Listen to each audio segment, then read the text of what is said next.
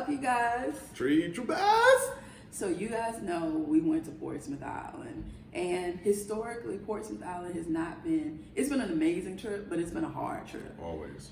And this trip was not any different. So while we were out there, we took a few lumps. We always took a few lumps, and we'll get the lumps out of the way real quick.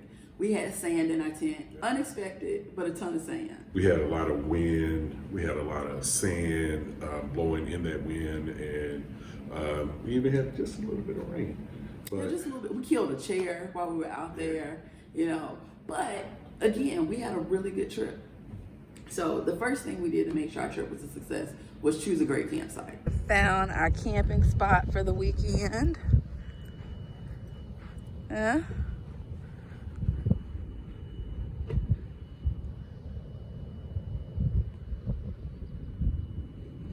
when you're out there camping, you have to figure out where it is that you want to be. When you're choosing on the beach side, you want to make sure that you don't put yourself in a wind tunnel. Yeah, so essentially you want to be far back from the water, like in a deep part of the shore, but also a place where there are dunes, so you get what Necota was saying, that protection from the dunes. Yeah. The previous year, Necota and I, there weren't any dunes right there. It was just kind of open space, and we paid the price. It was a wind tunnel. And, you know, the year before when Sonya and them went, they were too close to the shore, and they ended up one night with water washing up into their camp area.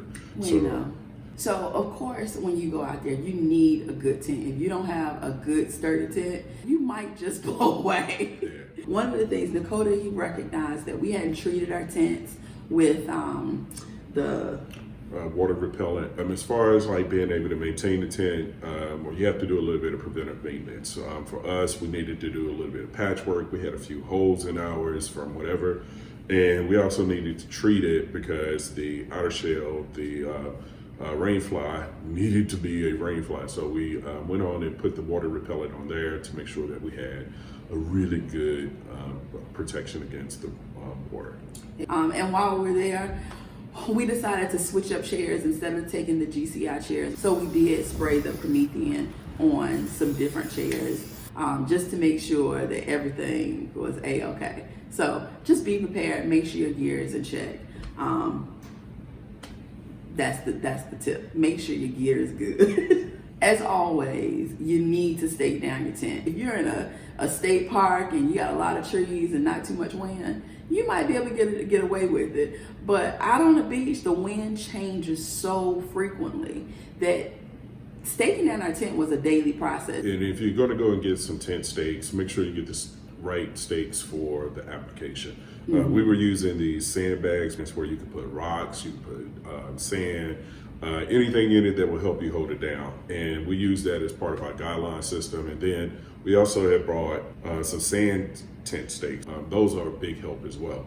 So every day you need to get out, walk around the tent, make sure that any sand erosion or anything that's taking place, that you go ahead and make those repairs, because the next night you're going to need it as well, or the next day. And I think a big thing in that is once you stake it down, if you know you stake it down good, trust it. Yeah, believe in it. Trust it, because you know that was also a lesson where the tent was blowing really, really hard, but we had to come to the resolve so that we could get some sleep, that if we did it, it still stayed down, it's gonna get us through the night. So just trust your tent, trust your setup. So of course with the wind comes sand blowing. And previous years, we have had a hard time keeping sand out of our food, but we found a solution this year. Teresa came up with a good idea because she had a Blackstone, that we would cook on the back of the truck. That way, you know, we weren't trying to cook sitting down, you know, on a low table. We were elevated. Oh yeah. And the good thing about that is when the wind direction changed, we just moved the truck. So if the wind was coming from the north, we put the head of the truck facing the north, so the truck is blocking all that wind. So y'all, we were able to have some good sand-free meals. So think differently. Know that you need to adjust continuously to account for wind, to ensure that it doesn't make your food sandy. Yeah, because you will have sandy food, but the amount of sand that's in your food, you want it to be edible. Speaking of wind, another thing that you gotta account for with the wind is the direction that it could bring the bugs. For most of the experience when we were out there, the wind was in our favor, and it was blowing it from the shore up to the land. It just depends on whichever way is going to bring this bugs. Pretty much every day, we didn't really have any bugs, but we had the wind in our favor. Like Necota was saying, wind direction is everything. But the last morning, when we got up and read the report, it said we had wind from the east. We woke up, we instantaneously started putting on lotion, and throughout the day, the bugs got consistently worse. You know, at one point, like right before dusk, we had gnats. Teresa just went inside our tents, but we broke out our bug net. So we had to go there. We didn't think we were gonna have to go there. But it's the gnats, y'all. It's the gnats. I don't know if you can see it in the camera, but it's gnats landing like all, and the fact that I don't have to keep swatting. It's winning. It's winning. So we've had pretty good weather most of the weekend, and when I say weather, I mean wind direction.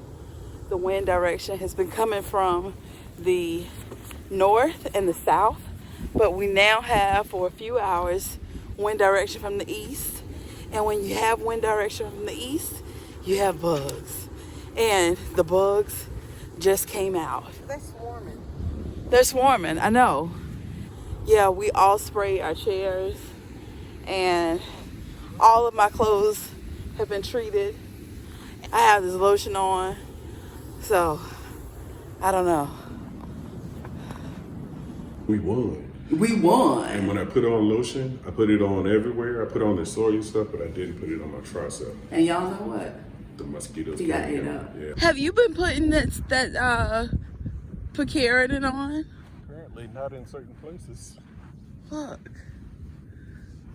Oh my gosh. Remember I said I got them 30? That's the only place he got ate up. His forearms, his neck, his face, everything was good. But the back of that arm, Oh, it's like a target.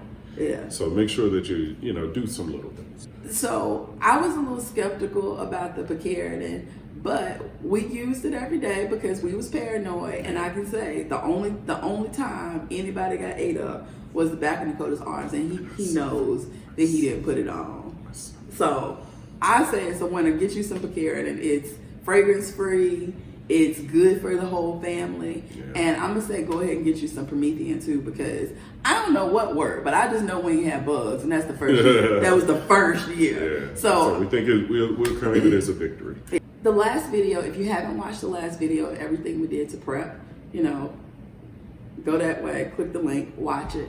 But we talked about this new sunscreen, the Sonya sunscreen. Y'all see these beautiful tans? We have not peeled, we did not burn. Yeah. And I'm gonna claim it to the sunscreen because we typically would take a shade tent, but it was 65 degrees. You don't want no shade. You Under the want all shade, the it was sun. cold. We wanted all the sun, so we enjoyed the sun. We sat out in the sun, we laid out in the sun, and we didn't burn. Get you some sunscreen. Get you some sunscreen. For us, knowing that we were going to have high winds that night, we positioned the truck between us and the wind, and then I had a tarp, and I took the tarp and positioned it where I could drop it down to make a big air dam. You see that?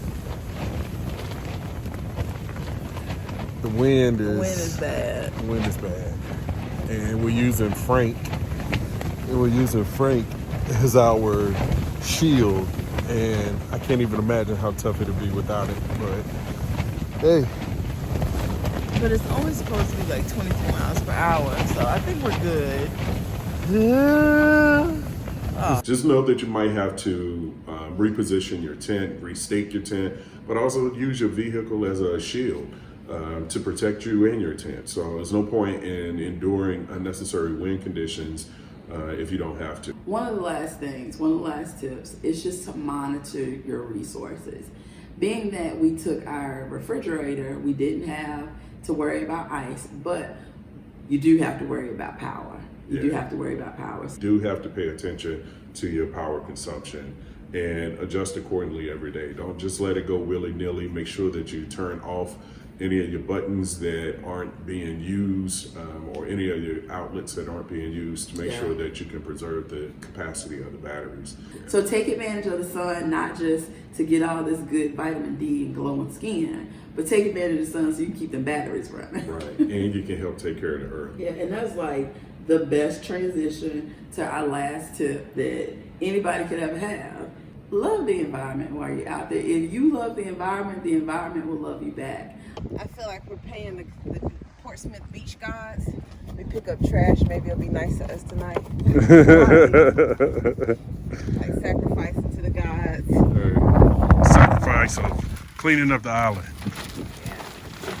We are taking care of the Portsmouth Island gods. So wherever you go, whether it's Portsmouth Island, some other beach, a mountain, a local park, Pick up some trash.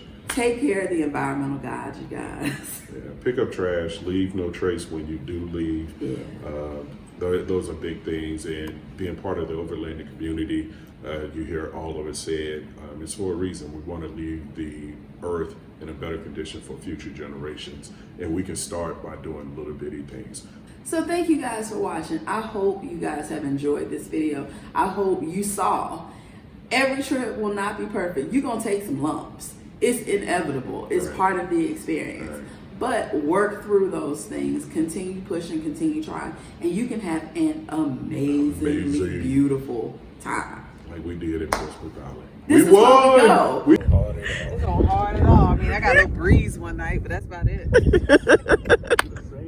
But what, we ain't had no water in the tent. We had no water in the tent.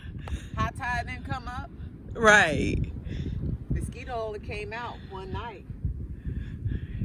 We had sand-free meals. We had some sand-free meals. Maybe not all.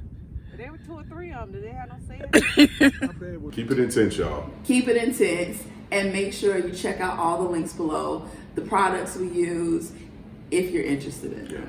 Subscribe. Subscribe!